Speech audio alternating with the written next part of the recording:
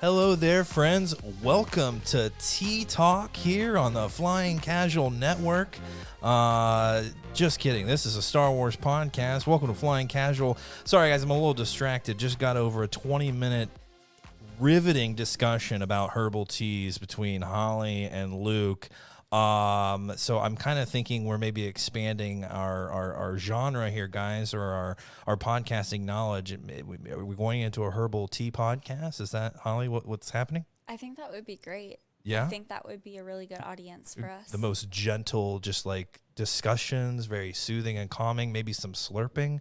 I know I slurp quite a bit when I sip a hot tea. That is not soothing, nor is it calming. Luke's actually drinking a nice herbal right now. No, not smoking it.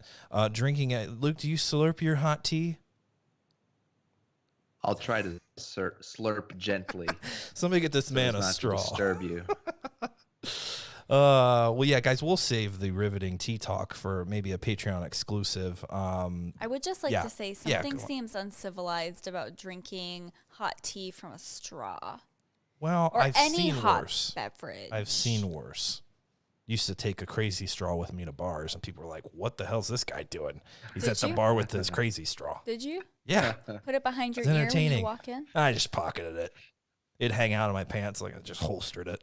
Phrasing. It's pretty crazy. There's a Did great, you drink a beer through a straw? absolutely, it was a great conversation starter in the bars. You know, not many ladies were You interested. associate the straw with the cocktail. You would think. But you just got your natty. That's right. With the straw. That's right. Back in the natty days, you know, that was pre-psychopathy days. That was like college stuff. It was just for a good laugh, you know. Did I actually use it? Yeah. Was it a nice conversation piece? Often. Yes. Oh. Often. Crazy straws kill with the They do. ladies. Hey, ladies, watch out from the crazy Wait, what color straw. was it? I had a variety Oh, of colors. you had like a multi-pack. Yeah, it's like whatever I'm feeling for the day. A nice, you know, Mace Windu purple. Like, what is that, a laser sword? I'm like, shring. No, it's actually my crazy straw, not my penis. So watch out, folks. You never know who you're going to meet at the bar.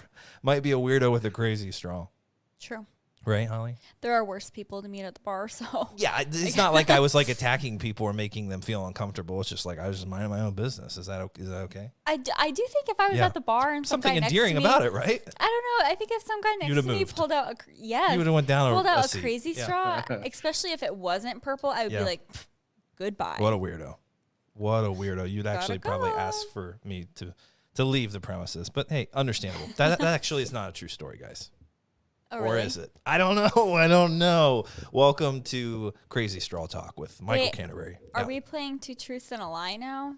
That actually would be a really fun game, but like in a Star Wars universe Well, yeah. that none of us live in. So So would it's be all a lie. 3 lies and no truth. Exactly. But I don't know. That could be fun. Doesn't sound as fun. Yeah, you're right. It's got to be real. This sounds like some truth or dare shit. And I'm not into it. Oh. But guys, what a crazy week it's been.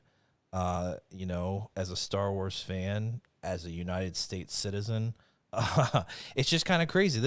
We're recording on Thursday, February 11th. We didn't release an episode this past week. I think Holly tweeted out and posted on our socials that, you know, just a lot going on. You know, tiling a bathroom, remodeling a bathroom is a lot.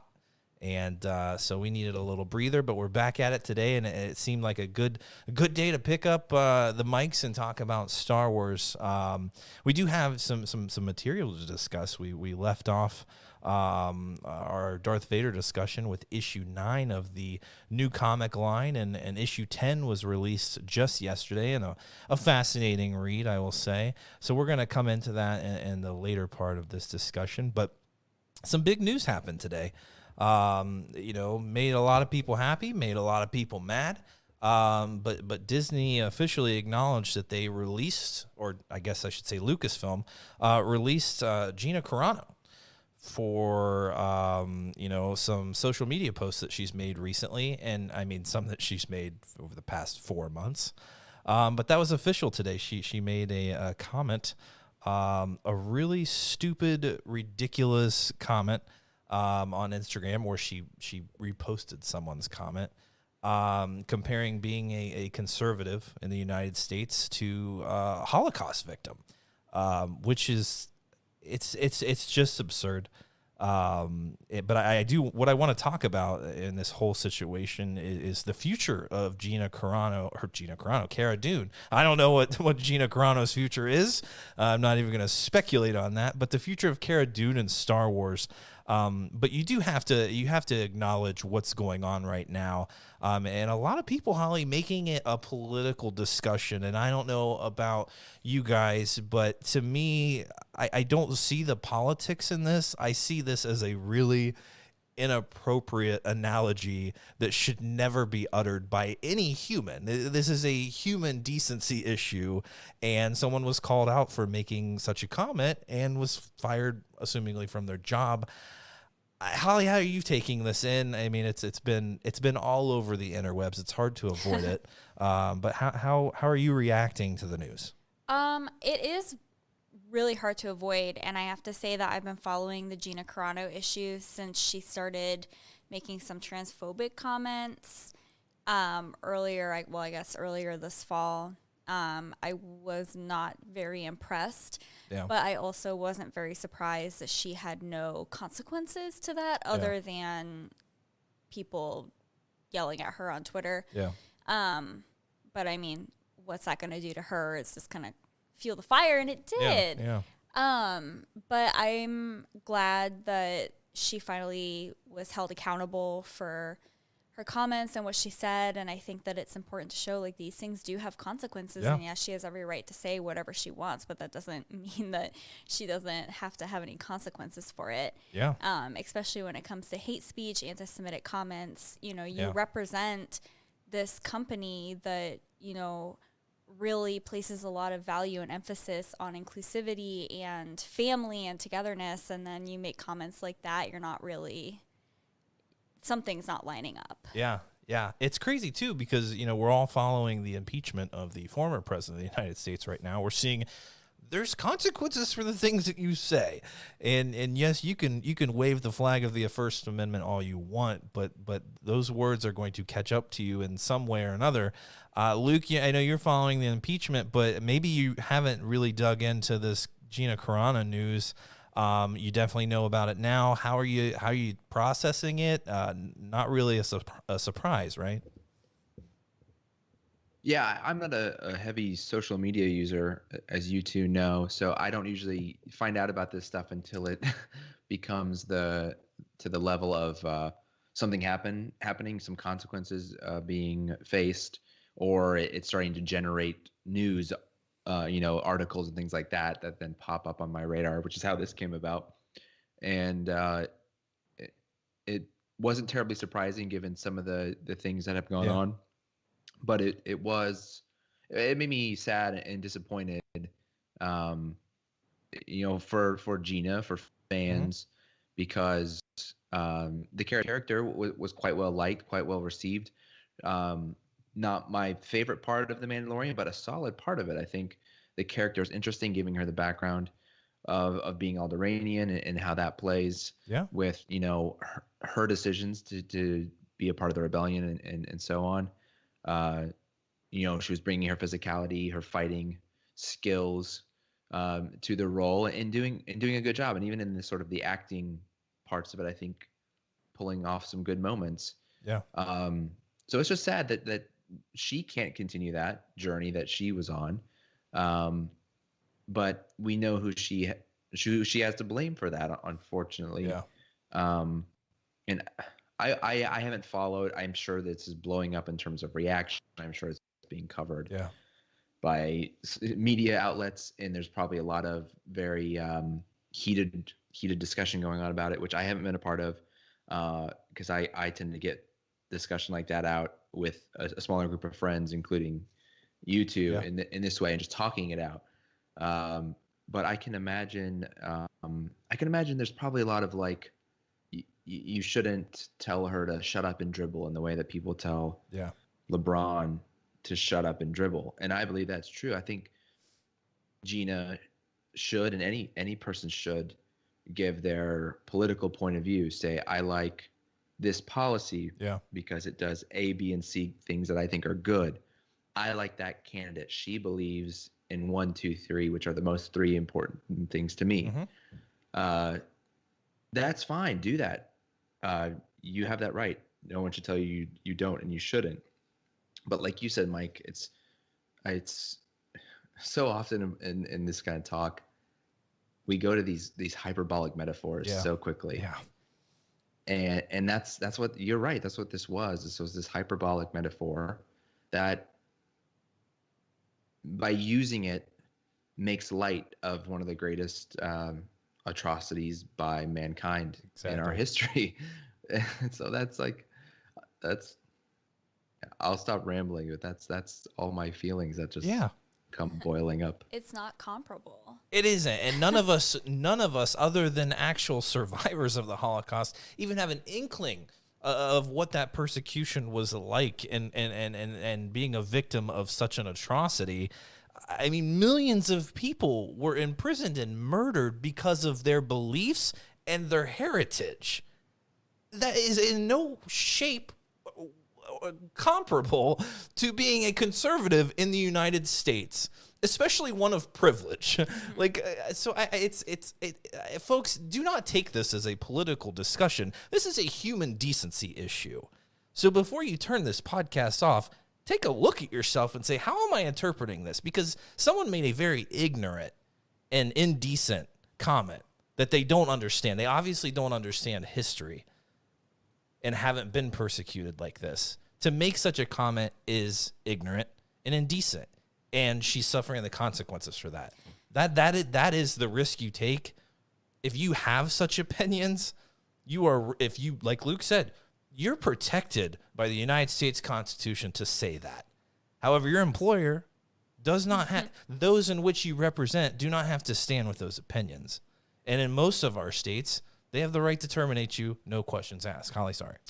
No, I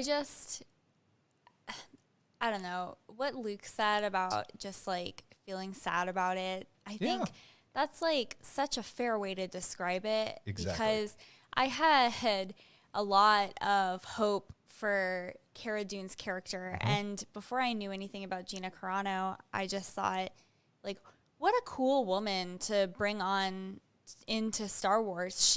She's not, I don't want to say this in a way that's going to get like backlash, but she's not your like typical your like stereotypical Hollywood female actress. She is strong and she's got a little bit of an attitude. Even her physicality, it's not something that is often booked for a role, right? And I just thought that was so cool. Like, it's nice to see more than one type of woman represented in the TV shows that we watch. And then to see this kind of unfold, it's been very disheartening. And I think what makes it more sad for me is it's not so much to me a case of her being ignorant, because I feel like her being in the position that she's in, she actually acknowledged that her and some of her coworkers from The Mandalorian had conversations about why the things she was saying was problematic, and she posted about that on Twitter. Especially her and Pedro Pascal, she like posted, Pedro and I had a sit down, we talked about these things, like I understand how what I was saying was hurtful. And then she continued to do those things after she acknowledged that they had conversations about it. And then it just escalated from there. Yeah. And it's not, to me, she's not being ignorant. She knows exactly what she was doing, and she knew what the things she was saying was going to result in. And she ultimately did it to herself. And I just, for her to act surprised and for any of her supporters to act surprised that this was the outcome, I just don't know how you could be surprised. Yeah. She is in a very privileged position. She has the resources to be able to understand why the things that she is saying are problematic and hurtful, especially at this point to a lot of the Jewish people, not even in this country, but The Mandalorian, that's a big show around the world. Exactly. And there are Jews all over the world who were persecuted and had family members murdered in the Holocaust. And it was especially ill-timed with everything that happened in the insurrection, with the images that you see very anti-Semitic, making jokes about the Holocaust, Auschwitz. Yeah. It just, all of it was very, very poor taste. And she knew what she was saying. Yeah, and the way things panned out and the response that some of these news outlets got from Lucasfilm, it seems like this already happened, and it likely the Hollywood Reporter saying that she even had her own series that was going to be announced this past December. And with the things that they were seeing on her social media in November, they had scrapped that. And I feel like at this point, she became emboldened around this time, and you were starting to see more provocative things being said, getting a rise out of people, and like you said, mocking, the trans community and claiming that I didn't know what these pronouns meant. You knew it. You were mocking people. And so she almost felt, it seems like she was emboldened by probably being let go from Lucasfilm, because the way they said it, they didn't come out and say, we're firing her for this Instagram post. It was, she's not employed by us, and we don't plan on employing her in the future. By the way, what she said was abhorrent, a disgrace. Yeah. So it seems like something has already happened, and they've parted ways. And you're right. It is sad. I don't really have a whole lot of tolerance for this, because you're right, Holly. It really isn't ignorance. Like, exactly what you're saying. But it's people, that don't understand the history of what they're saying and how it can affect people. It is that is ignorance, though. I mean, it is sad. It's also sad because they created this character for Gina Carano. They created the character with Gina Carano in mind to play the character. That doesn't happen often in Star Wars. Mark Hamill, they didn't create Mark Hamill's character in the mold of Mark Hamill. I love how you say Mark Hamill's character. Luke Skywalker. Luke Skywalker. It's so unique. So for Jon Favreau to say, I created the character of Cara Dune, I even created the name Cara Dune based off Gina Carano's name, like, that's something special. That doesn't happen often. And now that's been, it's just kind of, it's scrapped at this point. So, and you're right. And you were right, Holly, though, in that this is a character that a lot of people have come to appreciate, especially one Ted Cruz from the state of Texas. Did not know he was such a huge Cara Dune fan. Found that out today. And Donald Trump Jr. I know he said this wasn't going to be a political conversation. Well, it's just funny that all these people are saying it was so great. Star Wars is politics. It is. But that's what I'm saying. When we kind of opened up with this isn't political, folks. Too many people use this analogy, just like Nazi Germany, just like the Holocaust. You know nothing of that. You can't even compare anything to that. It is the worst of our human race. It's one of the worst things we've ever done as a human race. It's just it's unfortunate. So we really need to be more conscious when we make claims like that, because it's highly offensive, and that's really all I want to say about that. But the character itself, Holly, Cara Dune, we last left her on whatever that planet was, apparently new sheriff in town, possibly joining the New Republic on a bigger mission. What happens now? Do we recast this role and give this opportunity to someone else, or you just kind of say, no, let's just move on? Maybe we don't even mention it. Maybe someone says something like, hey, really cool that Cara went out and is fighting, Imperials. What do we do? Don't recast the role. I don't know why. For some reason, all these people are like, recast her role. Why? Star Wars can make any character that they want to make. Yeah. They could just make another badass female character that the Mandalorian runs into at some point that will drive the story forward. Yeah. I don't know why we have to recast her. We don't have to do that. I think that they should just kind of leave her where she is. Mm-hmm. Maybe you can reference her in other works. Like, I don't care. Yeah. I don't think that she needs to be recast. You're also asking some new actress to come into this mess and deal with what undeniably what is going to come at someone that's recasted this. You have fans that are really upset by it. You have some fans that are cheering on Twitter about her termination. So, Luke, what do you think? Is her character so pivotal to The Mandalorian that we can't really leave that story, you know, open ended like that. We got to tie that up somehow. Do we recast it, or we just kind of move on? I was a big fan, and still would like to see Rise of Skywalker with Leia recast. As iconic as Carrie was Yeah. as Leia, and the two hard to separate in many ways, I still wanted the character to have justice, and I thought the best way to do the character justice and complete her story was to have somebody pick up the torch. In the first time I saw Rise of Skywalker, the Leia parts really didn't work for me, and they get better with each subsequent viewing. It get a little less weird to me, but it's still, I feel it leaves something missing. But juxtapose Cara Dune, this is a character who's been with us in real chronology for less than a year and a half in terms of when season 1 started and we were introduced to her. So there's not this huge history of the character. In season 2, they showed that in terms of being like a sheriff for the New Republic, there's military personnel of the New Republic going around and deputizing these people around the galaxy. So there's others out there. If you need a similar person serving a similar role in the galaxy, you can pull another one in. So I don't think there was anything so unique or so crucial about that character that you need to recast it and continue the character. The one piece I really love, and I'll bring it up again, is the Alderaanian piece. We've gotten a lot of it in the comics, actually. Alderaanian survivors. If you go through all the Marvel comics and new canon, there is more of that perspective, and it's an interesting perspective. And God, it's sort of ironic that, or not. I don't know if that's the right word, but like Alderaanians are kind of the Jewish people of the Star Wars galaxy. And so for her to be portraying that character and have that backstory of that trauma of that genocide of your people, and then to be fired for making light of a genocide in the real world, it's very strange coincidence.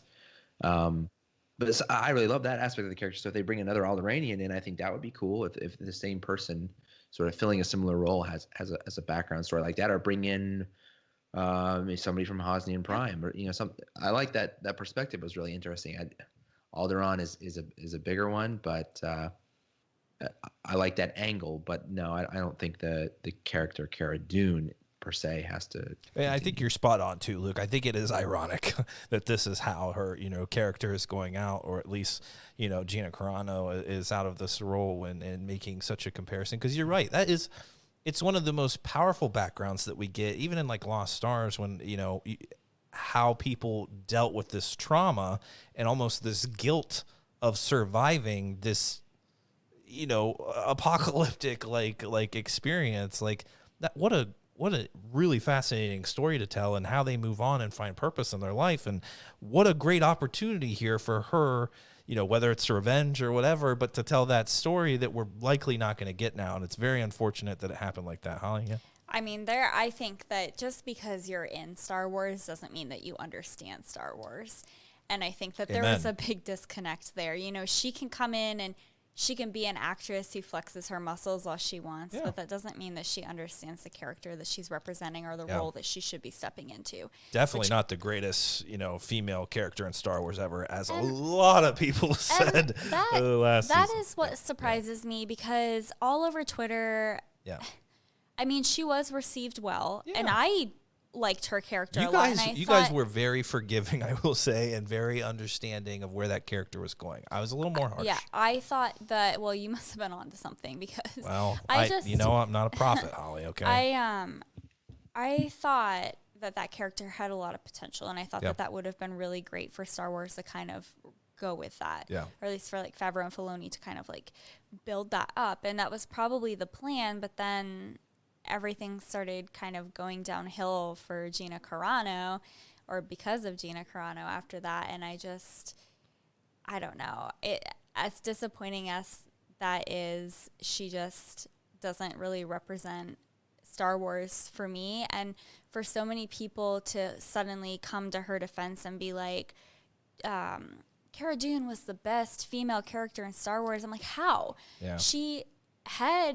They were going to go somewhere with her character. And like Luke said, there's a lot of history there and there's a lot of background that needed to be, learned. Yeah. But it just like, they didn't get to the point where I felt like there was a lot at stake with this character, which I think is why I won't miss her. She didn't really feel like she had a lot of dimension. I think that's the perfect point. There was a lot of prospect there for something in the future. And I'll be honest, I wasn't crazy about her in the first season. I was very open about that. I'm like, you cast this person for a reason. It's not to give emphatic speeches to these villagers about how they need, that's just not her strength. And in the second season, they really started fine-tuning, okay, what does she bring here? And how are we going to redefine this character so she does shine in moments? And they were starting to do that. I do not think she, as an actress, could carry a standalone show. Her strengths just aren't a front runner like that. A huge supporting role like that, that's great. But the dialogue, just I don't know, the expression, it's just not as the dimension, I will say, isn't there. And I think that's something that she's going to have to learn as an actress, if she gets future jobs. But it's just, I just wasn't feeling it. But what they were doing, there was so much promise there for a strong character to like Luke and you said, like build off of her background and bring that to the forefront of her story. And it's unfortunate that we're not going to get it. But you know what? Like we said in the beginning, there's consequences for it, and everyone's at a loss now. So I don't know, guys. I'd love to know what you think, but I don't want to make this a political discussion. The group started getting into a little bit today, and I just had to shut it down because it's like this is a decency issue. This is treating others with respect. This has nothing to do with politics. I don't give a shit if you're a conservative or you're a liberal. I really don't care. Making such a disgusting comparison that Gina Carano made, she deservingly lost her job. Like anyone that's going to make such a comparison that represents someone and what this company is trying to convey to people of inclusivity and things, like you're gonna lose your job, and you know that. So I feel like this isn't maybe a surprise to a lot of us, and I feel like this probably happened a long time ago, but it's unfortunate that there was some promise with this character, and now it's cut short. So everyone kind of loses out. It kind of makes me wonder, and this is something that I've kind of thought about for a long time, because she's not the first actor to do something like this. And lose their job. This isn't the first time that an actor has said something inappropriate and as a result lost their role in TV show, movie, etc. But this also is not the first time that an actor who is hired by Disney or Lucasfilm has done something like this. Yeah. And it kind of makes me wonder what their vetting process is for hiring actors into these roles, because I go in and apply for a job.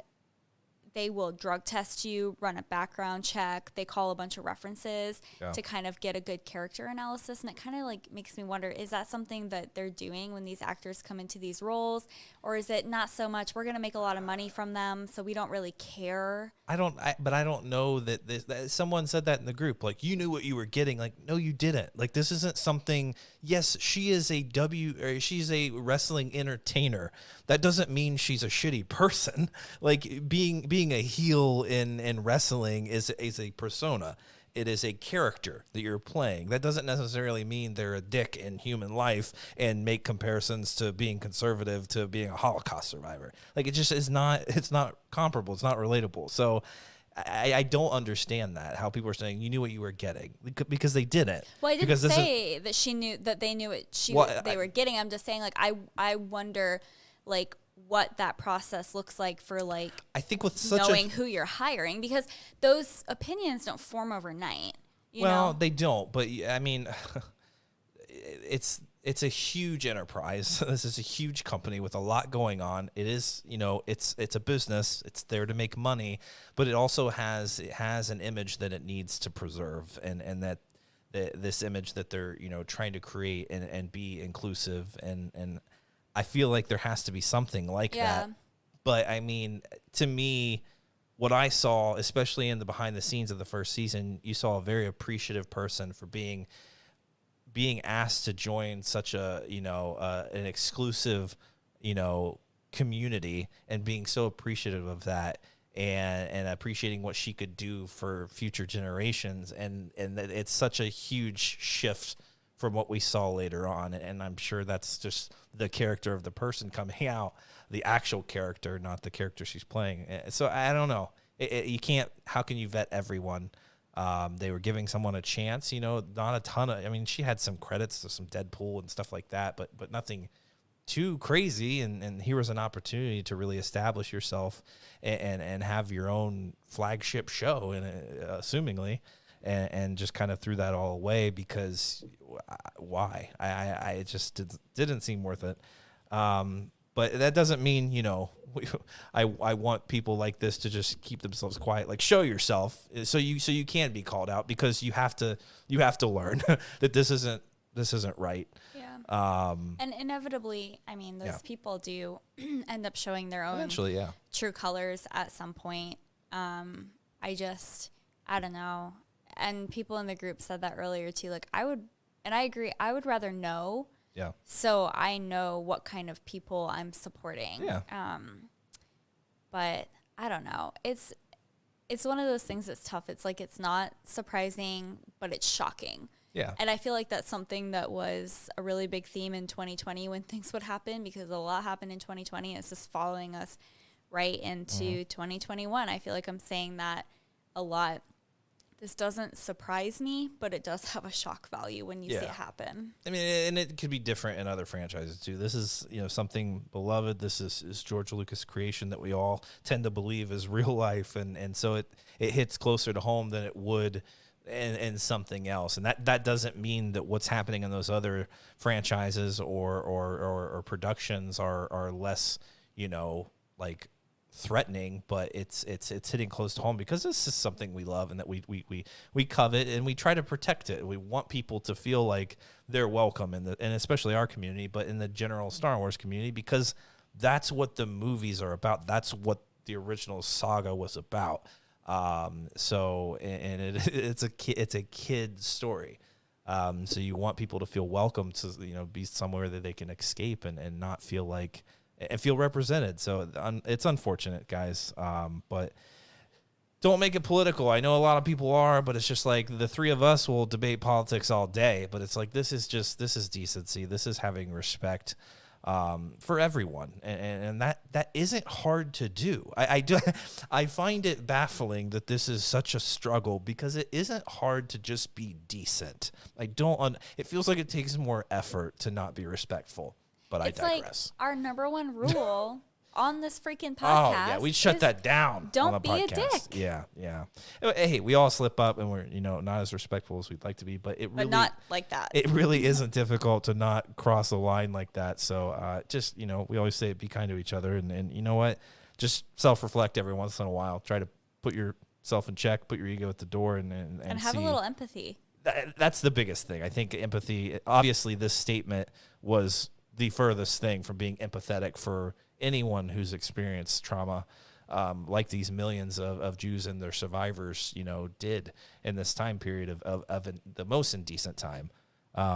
So think before you talk. It's not difficult. It really isn't. So don't, I understand that it's cool to be provocative and post a tweet that's going to get a lot of traffic, but it's not worth it. Like, I feel like we're losing that kind of human to human decency that it just feels like it's lost on a lot of people nowadays, because it's easy to tweet something stupid out and get a bunch of likes and feel validated by that. But that's not going to last forever. That's not going to be what you strive for later in life.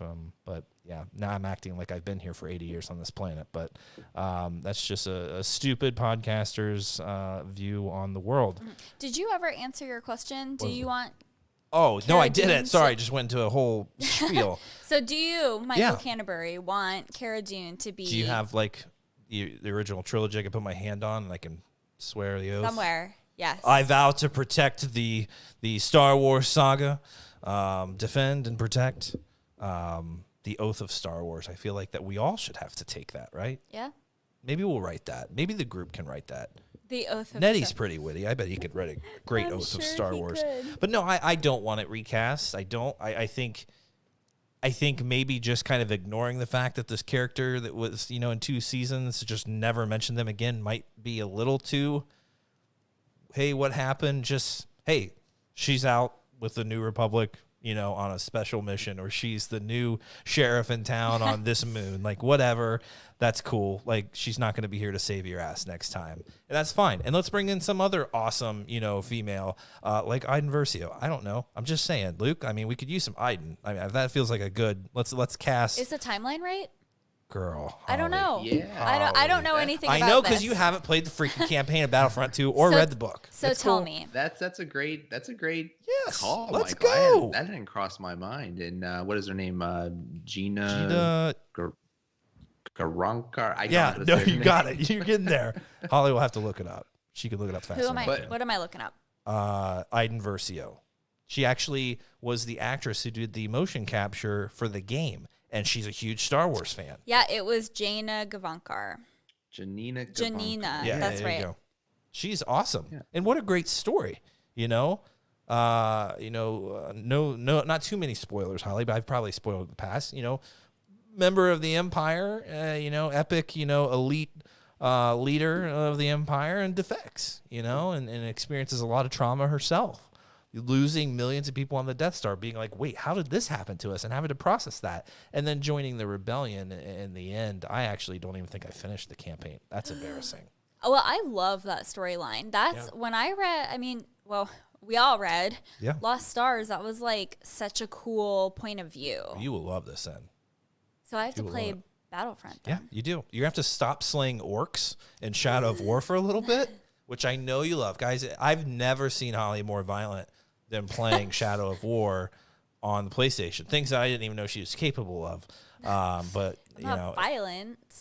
It's the game. I thought you were bad in Call of Duty when you were calling out noobs, but slaying orcs, it's just, all bets off. Holly is a murderer. Really good at Call of Duty. I know you. That's why I'm saying. Oh, But I you thought talk you a lot said- of trash. Oh, But you said you thought I was bad at Call of Duty. No. Correct yourself. Bad as in brutal and mean. So maybe you'll have to pick that up. Look, it's the point of the game, so I'll fair. have to pick up the first Battlefront. Battlefront 2. It has a the campaign, the and then there's a second one. book, a prequel book for it. So Luke, did you read the book? I think he did. Yeah, I read the book. It's quite good. The book is kind of a prequel to the game. Yep. And it's quite a good story. I can't remember who wrote that one. Maybe Christy Golden. Yes. But it's one of the better books. I think it's sort of top shelf. Absolutely. As far as new canon books, it is on the top. Which shelf. was a surprise to me. I put it towards the back of my reading list as I was catching up with the new canon novels because I didn't think a book tied to a video game might not be the best one. Yeah. But no, really, really great. Absolutely. There's a couple of those surprise, like Phasma. I think a lot of our book club members didn't think Phasma that'd be great. The first ended up being one of the best books, right? That was such a fun book to start with because that was the first Star Wars book that I ever read. Absolutely. And I thought Phasma will always be imprinted on your heart. Yes. Rebel scum. She sounds nothing like that. No, that was a terrible Phasma impression. No, I need to read the one that you just finished. Yes, phrasing. Yeah, the title of the book is Inferno Squad, and it is Christy Golden is the author. Yep, it is a really good one. And I think I had played the campaign before. I can't remember if the book came out first or the campaign for Battlefront 2 came out. The book might have came out before, if I recall the release dates correctly. But anyway, I think an older Iden Versio, who's now a part of the Republic. I think that's a freaking great idea. I don't know why they haven't done that. Maybe she's in the Rangers of the New Republic. I don't know. We'll see. Well, we don't have any casting. She has a daughter. There's a lot going on, Holly. We don't have a casting. We do have a casting. Oh, for the Rangers show? Well, no, I'm talking about Iden Versio. That's in the books. That she is awesome. She's been to Celebration. She's amazing. She's in the Star Wars community. Yeah. Let's make it happen, Star Wars. Sorry, I meant we don't know who's being cast in the new Rangers show. No, not one Ranger. We don't know any of them. No, I'd be a background ranger. I'm down for that. Of course. Oh. Yeah, no, yeah, go ahead, Holly. Right, any final thoughts on the whole? We've moved on. Yeah, there was something I was like, don't forget it, girl. Say it after this conversation. When it pops up, phrasing, wow, just feel free to interject and get your thoughts in. Boy, I don't remember. That's okay. Hey, one North High honey wheat, and Holly's calling it quits. Guys, it's not even. Maybe you need a herbal tea. Ugh, I wish. I was a just nice telling Earl Luke, Grey. Look, we're back on the tea talk. Tea talk. Tea talk. I thought you were saying TikTok, and I was like, well, Holly, it's not tea talk. No, but you're right. That's the name of the new podcast. Tea talk. I swear to God, if someone takes that freaking name, it's happening. Write that down. Write that down, Holly. Everyone, it's recorded. We can't forget it. It's recorded. I feel like all I do is come up with clever names for podcasts. Yeah. No, I agree. That's a great one. Thanks. So don't forget that one. Tea talk.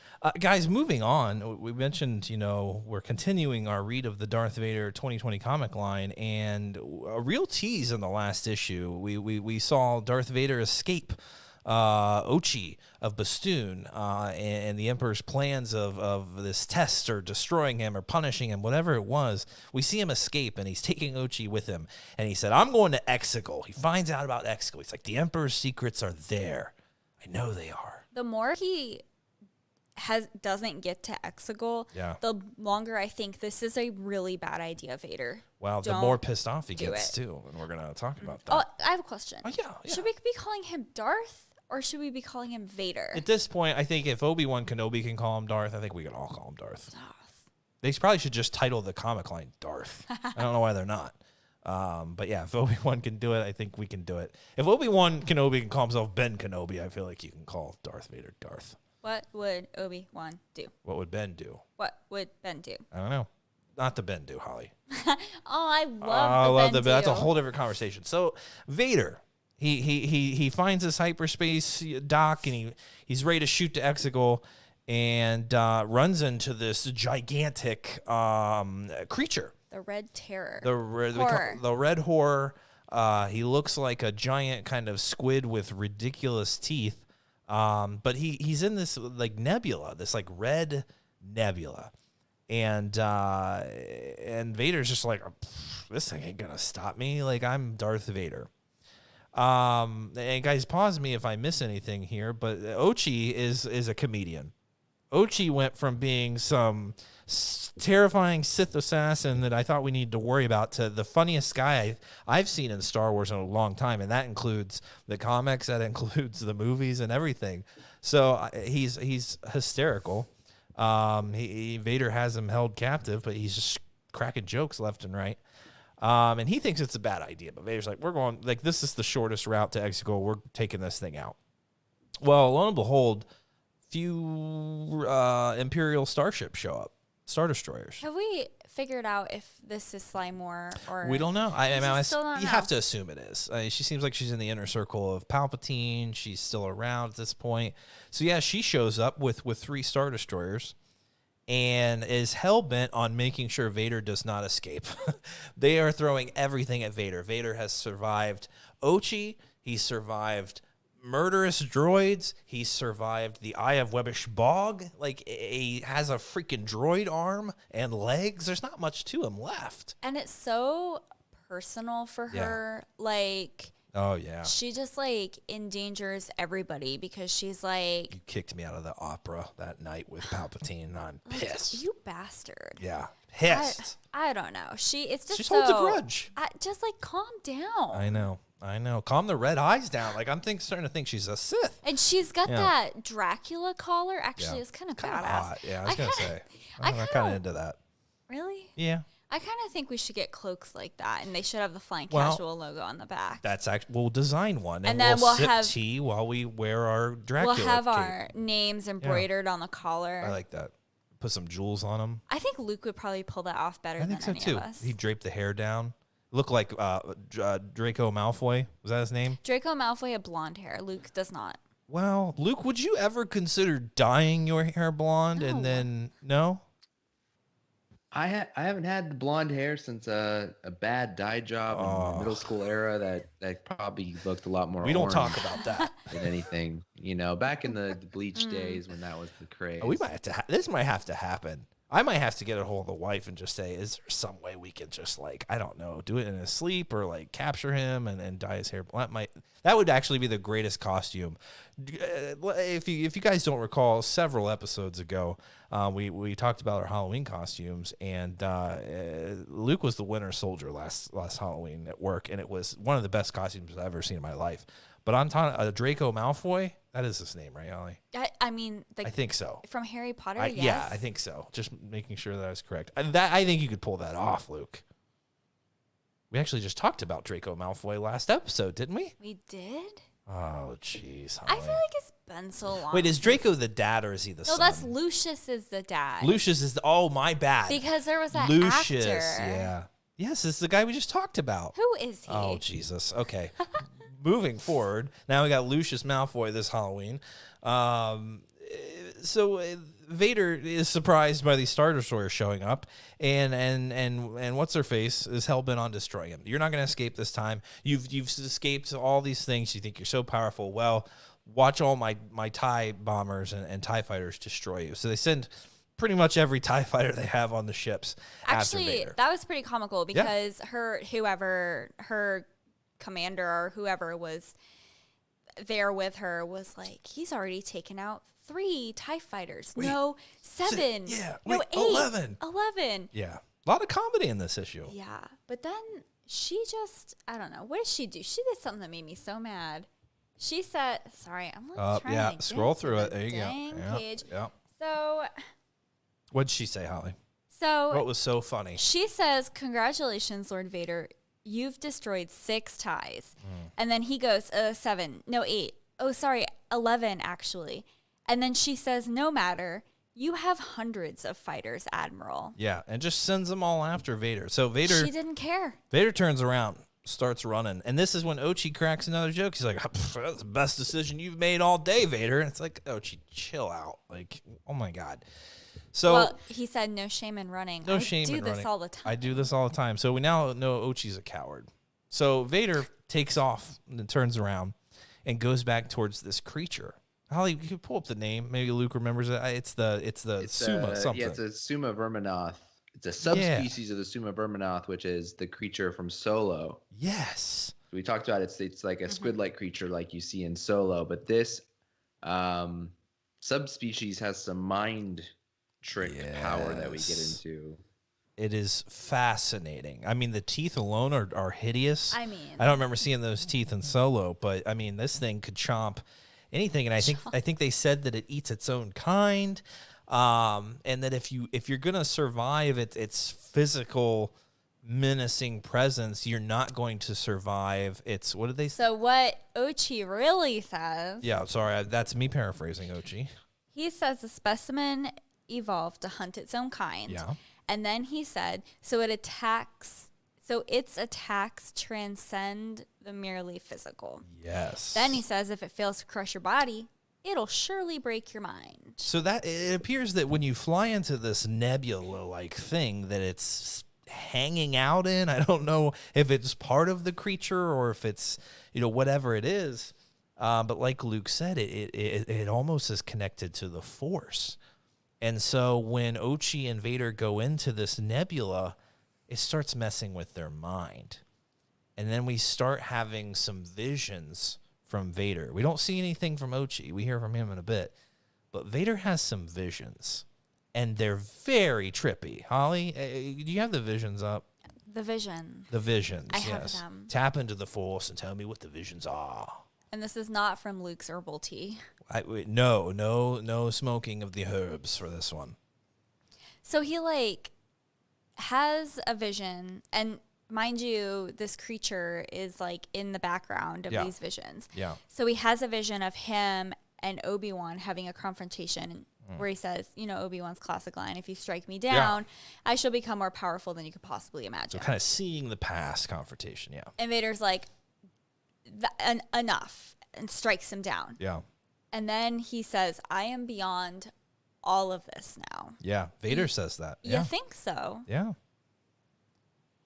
But then he has some visions that you're not sure, like some of them haven't happened yet, and they don't go the way we know that they go in the movies. And then he's seeing Luke Skywalker come up to him, and he says, "Young Skywalker, but you are not a Jedi yet." Yeah, so he's taking some of the experience he's already had with Luke, right? In the first confrontation in episode 4, he kind of sees that, but it's a modified experience of what that was. But then he actually starts having some visions of the future and a future confrontation with Luke. He then has another vision of Obi-Wan. So these are important because they kind of build up, and he starts like thinking about them as they're happening. Because then Obi-Wan comes back and says, "It's over, Anakin. I have the high ground." And Anakin's like, "You underestimate my power." And then it changes, and all of a sudden it's Luke Skywalker in front of him again, and then Vader's in the background thinking, "My son." And Luke replaces Obi-Wan, right, on the high ground. So it's I don't know, Luke.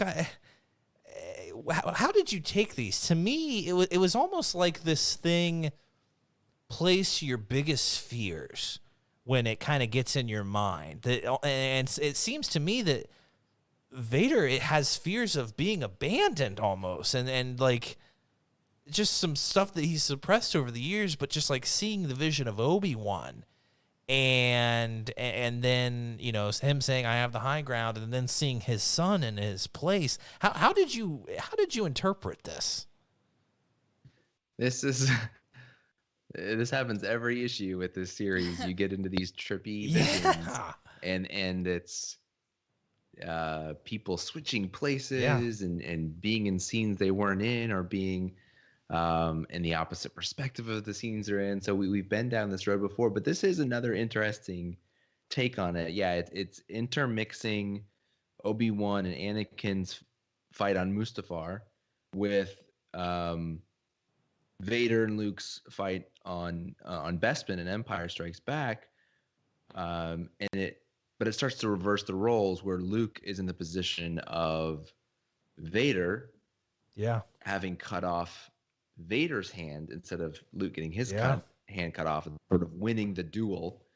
And one of my favorite panels is in the moment in Revenge of the Sith where Anakin's already been cut down by Obi-Wan when he tries to make his move, you know, from the low ground. In that moment when it's all of my favorite scenes in the whole series, Obi-Wan, Ewan McGregor yelling at him, "You're my brother, Anakin. I loved you." And they give that line to Luke in this vision. Luke says, "I loved you." To me, it was like he sees the potential for a real relationship with Luke in his mind, but he's afraid, I think, that it's already, you know, like he says to him when he's dying on the Death Star in Return of the Jedi, it's too late for me. I think he feels that inside, that it's too late for him, and so he's seeing the pain of being rejected by Luke in this moment. For Luke to say, "I loved you," like Obi-Wan said in a past tense, "I loved you. I don't love you anymore." That's really, really powerful to me. And eventually we see, you know, he's still trying to convince Luke to come over to the dark side, but from this weaker position where he's lost the duel. And then, you know, he gets struck down, and then Luke goes off with the Emperor. That was crazy. When Luke goes off with the Emperor. I loved that whole page. It was, and because Luke actually struck him down, right? I mean, rather than cutting off his dad's arm and throwing away his lightsaber, right? He stabs him right in the chest. He impaled him. Walks away with the Emperor. And the Emperor is saying, "It is your destiny." So Holly, are you digging this too? That like Vader almost has this fear if I show weakness, if I let my guard down and I try to embrace this child as my son and be a father he's never had. I think there's even a panel in there where he says something about like, "But I'm your father." It's something. Can you find that one? Does he say that anywhere? He just says, he says, I am your father. Well, Luke, so they have a confrontation in this comic, and he reaches out to Luke, and Luke, like, cuts his arm off, his hand off. You know, everyone's losing limbs left and right. Oh, yeah, it's the Skywalker way. He says, I am your father. Luke, you can destroy the Emperor. He has foreseen this. It is your destiny. Join me, and together we can. And right when he's saying that line, Luke cuts off his other hand, and then that's when things go south for Vader. So do you buy that there's this moment with that this thing is tapping into his worst fears almost, and that if he does try to have, to open up to having this relationship, that his son is ultimately just going to reject him, like in his mind, Obi-Wan, turned on him, that he's lost, everyone that he's tried to hold on to and open up to, they've rejected him. Is that how you were kind of looking at this dazed and confused issue of Vader, issue 11? I mean, I think that makes the most sense. Yeah. But I don't know. This one also was kind of hard to... Well, don't forget, Ochi's in there, too. So Ochi's suffering from something similar, but Ochi says, did it show you your death, too?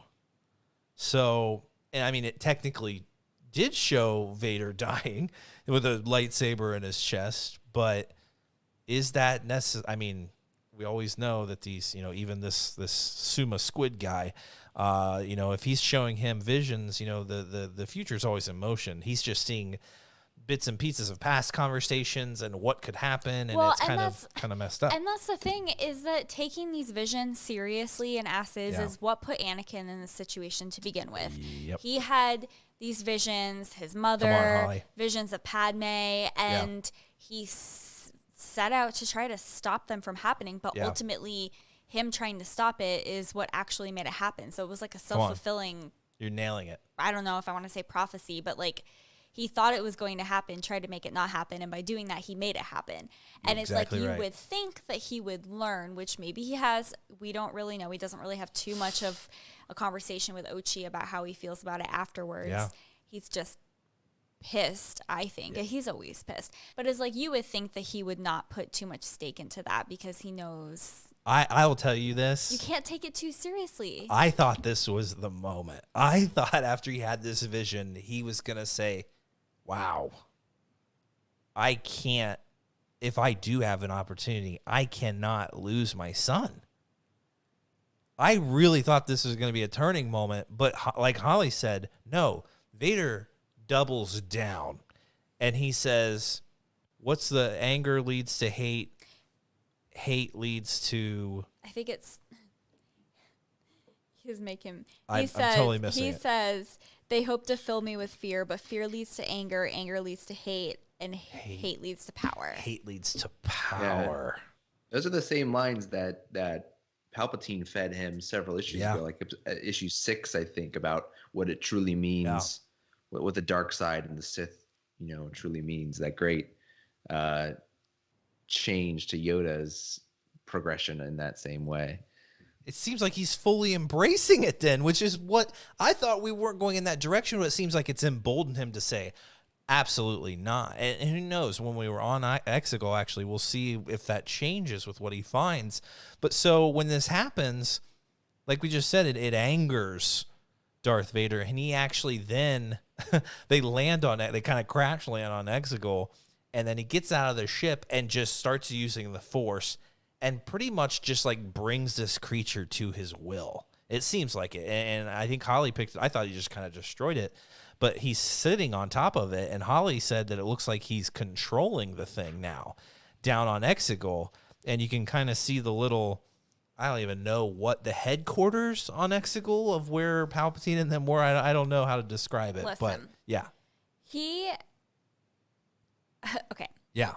First of all. Come on. Remember what I said a couple episodes ago? Yeah, where just I was slamming like, things. Great podcast. Where I was Love like, it. I don't understand why this whole like you can't use the Force thing was like a big deal. It doesn't make any sense. If he wanted to kill him anyway, like why would he not use the Force? But he wasn't. And in this issue, he finally breaks that rule and he uses the Force to control this creature. And even Ochi was like, you're using the Force, he's going to kill you. He was going to kill him anyway. Well, and he seems to have, I don't remember exactly what he says, but he seems to have not, it seemed kind of like he fully turned on the Emperor at this point, but yeah. Well, we'll see. And that's, so when he says this line, when he's like, fear leads to anger, anger leads to hate, and hate leads to power. Yeah. Ochi, he's saying that in response to Ochi, like, did you see your death? Like, aren't you scared? And like, now the Emperor's going to kill you because you're using the Force. Like, aren't you scared? And when he says that, it sounds like he's saying it in response to Ochi, but really I think that he's saying it in response to everything that he just saw in his vision when he saw the Emperor walking away with Luke. Yeah. And now what you guys were saying, he's scared of rejection from Luke, but now he has developed all this more anger towards the Emperor, and so he's not really responding to Ochi so much as like that vision, and that's kind of what's propelling him. Yeah. And I guess compelling him to use the Force on this creature to his advantage and probably weaponize him against the Emperor. I can't wait till we get more, because it's taken us a little bit it's taken us a few issues to get to Exegol, but we've actually landed there now. There's no going, like, we're going there. We're going to see what's going on. We now are teased with that cover of all the red lightsabers and what's probably these acolytes, confronting Vader. We've been teased with that again now. So maybe that's the next cover issue, but I was expecting some turn of some sort, and I get we probably have. Who knows? We could be halfway through this issue. I have no idea how long it's supposed to go. Yeah, the last line was 26, right? Yeah, the other two Vader series I think were both in the mid-20s in terms of their length. So we're coming up on halfway, and Michael, you're hitting on something that I wanted to talk about. When you look at earlier in the series, when he gets back to Palpatine, and Palpatine like says you need to be retrained in the Sith ways, and breaks him down and tests him on Mustafar and is really abusive and awful to him, you feel like it's this internal Sith matter between him and Vader. They're going to work it out. But then things just keep escalating. At the beginning of this issue, he's got 3 Star Destroyers sent after him. So now it's not just like a Sith internal personnel matter. It's like the whole Empire is involved. And at the end of the issue, he's riding this beast to presumably go attack Palpatine's upside down trapezoidal temple thing on Exegol.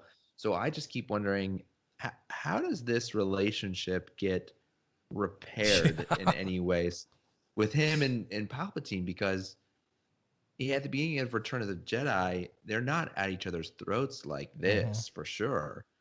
So it's almost maybe pushed that too far to me to think that it could go back to a working relationship in some way before Return of the Jedi, because I'm thinking early on, I was like, I dig continuing to sow this division between the two, because Sith can never really be truly united because they're always worried the one's going to betray the other. But this has been pushed to a pretty far point. Yeah. I don't know how they're coming back. We thought Dak could take on the whole Empire himself. I mean, Vader, it looks like, is like you said, the entire Imperial fleet, it's like coming after him. So like, where do we go from here? And Holly, I want to hear your thought. Can I pose something to you first? Can. Is this a vision that the Emperor has had? And that by the time Vader comes back, the Emperor is so certain that Luke Skywalker is going to turn on his father, which we feel like he was in Episode 6, that whatever Vader is up, I have foreseen this, and Vader has even seen it himself. Like, it's happening. We both have had this vision.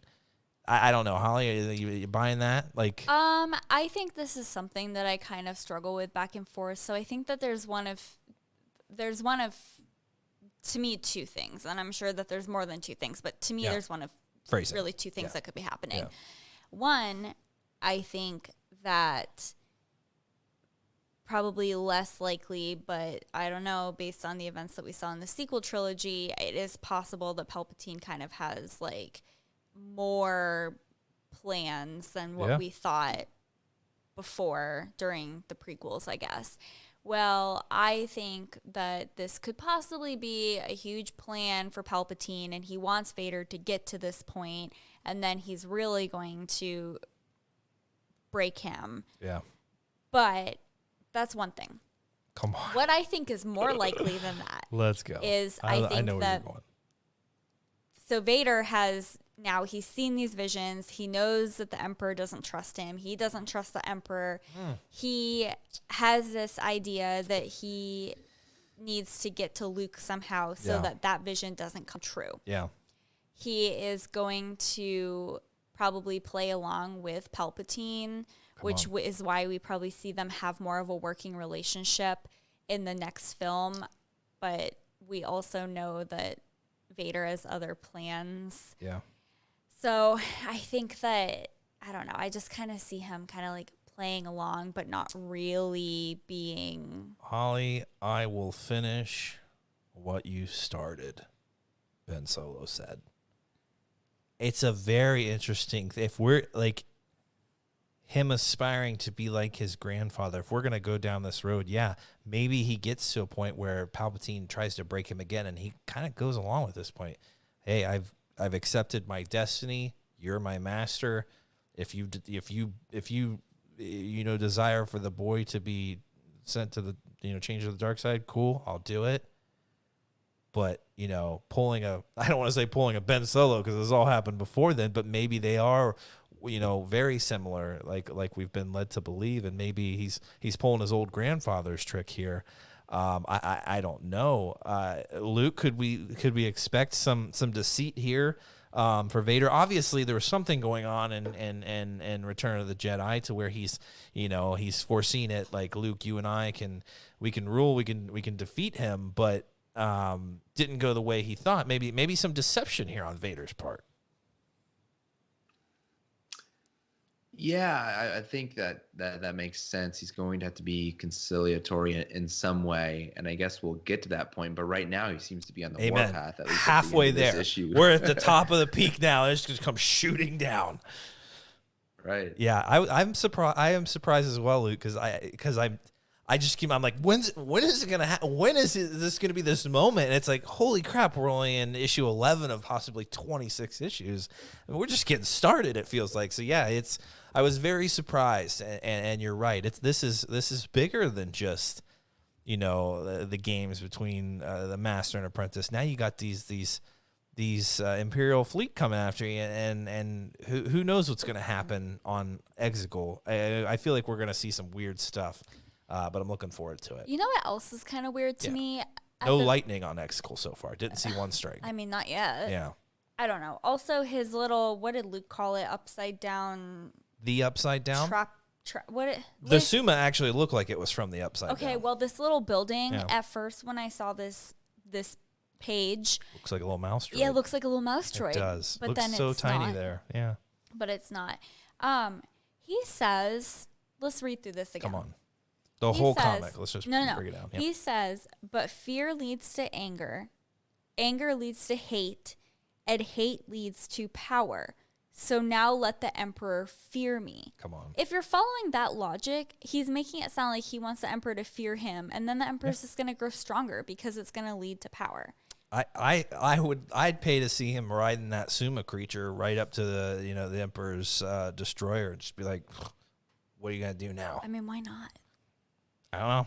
It's going to be fascinating. I love that we're getting this filler story. I'm down for it. Yeah. It's just, I am way ahead of this story. Like, I'm just waiting for this to happen. It's like, no, like, we haven't scratched the surface of the brutality of Vader. Like, I wanted to be wait till he gets all of his limbs back. On Exegol, 2 issues ago. I'll tell you this. I saw a meme that really summarized this very well. Like, this comic line with Vader, Vader's losing limbs left and right. It's like, I will return. There was a meme that showed Obi-Wan and Revenge of the Sith saying, "It's over, Anakin, I have the high ground." And then it just has Anakin's charred body on the embankment there, and he just says, "We'll consider it a draw." It's like, no, you lost. That's I was hoping it'd be a Monty Python reference. That's pretty close, right? He gets hacked, his legs and his arms hacked off. It's just a flesh wound. Oh, yeah, it's just a flesh wound. And when the other guy moves on, he says that line, I believe. Oh, consider it a draw.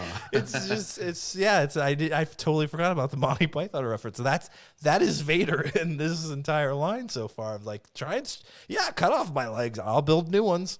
Put me up against this giant creature. I will make him, beta my will. I do have to say, in this comic, like, a lot of times they'll just show like Vader doing very frightening things, but it's just from like the shoulders up. But then every now and then they'll like draw one of his arms in the panel, and it's still like his fake droid arm, and it just like it's not as scary. Yeah, when he was reaching out in the Force to that creature, he had that droid arm, and it looked comical. It's like, what are you trying to do with that? That looks like a can opener. Put it down. Come on, Vader. What are you gonna slice him, dice him? Yeah, open that guy up and just pour in a can of soup. It was, I don't know, guys. This is, I enjoyed it. That vision scene. It's also cool that there's other creatures out there that can, in Solo, this thing just kind of seemed like this black hole almost. It would just suck you up and you're gone forever. But like, we see that there's a subspecies out here that is in tune with the Force and can kind of mess with your mind. Also, I think that's kind of a horror element that I would love to see. Barbaric. It eats its own kind. It's pretty messed up. And now this is the second creature that Vader survived that supposedly Palpatine didn't think that he would.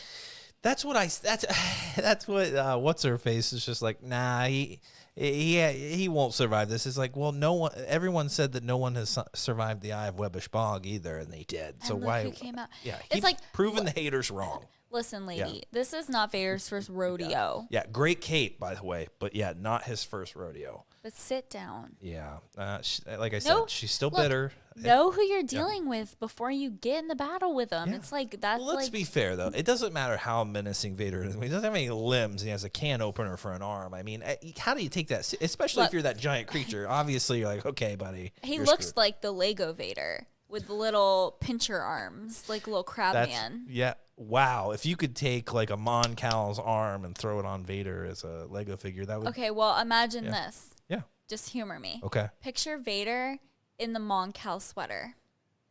That would be sharp. I can't critique that because I think that's a good look. A seafaring Vader on a ship.